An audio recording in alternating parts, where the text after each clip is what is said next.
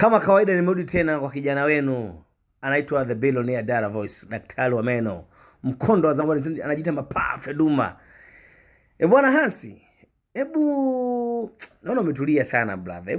Hebu nipe kitu ambacho wewe katika maisha yako unatamani kuwa nani? Hebu unataka kufanya nini? Yaani kuwa mtu gani yani? Hebu niambie kidogo hapo. Mtangazaji, maswali mazito. Maswali magumu. Ndio. Of course. Napenda kuwa mtu kama watu wengine. Maisha mazuri. Maisha mazuri bwana yamegawanyika sehemu nyingi bwana. Wewe binafsi nini nini unatamani kukifanya katika maisha yako na kufikia ndoto zako? Okay, kitu ambacho nakifeel sasa hivi natafuta hela kwa nguvu sana. Natafuta hela kwa nguvu mno.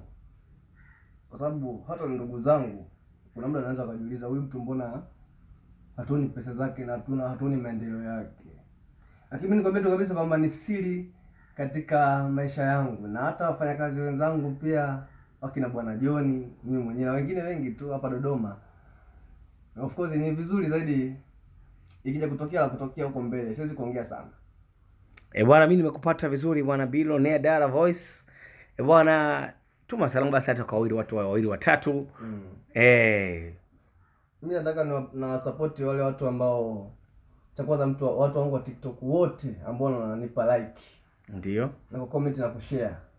Wote ndio wa kwanza wenye umuhimu. Wa pili ni wale watu ambao maarufu na wajua, watu wangu karibu kama bwana Hindi Joni, Jonijo Jongela, wanamuita Mlavakuta ambaye ndio huyo MC wetu siku hii ya leo. Ndio. Na wengine kama vile tunamuita pale Lilian Counter